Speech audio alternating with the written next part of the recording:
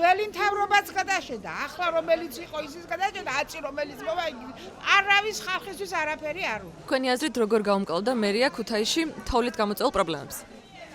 მაგ არ ვიცი შვილო, ჩვენსკენ მერია საერთოდ არ ამოსულა, მე ჭომაში ვცხოვრობ და საერთოდ არ გამოსულა არაფერი და არავის არაფერი არ გაუკეთებია. და მოსლი პული იყო დედიკო. სულ საქართველოში ასე კი არ უნდა იყოს. უნდა იყოს გამწვედი. ჩვენი მერია რასწობა მერგები. მანამდე ყოფილვარ და ყოფილა დრო. იმ ხელა თოვლები იყო, ნიჩფავდნენ. ტრაქტორებით ნორმალურად ნიჩფავდნენ და მანქანებიც დადიოდნენ ყველაფერი. ახლა სოფლიდან ადამიანი რო გტებოდეს ვერ ჩამევიდა ვერავი.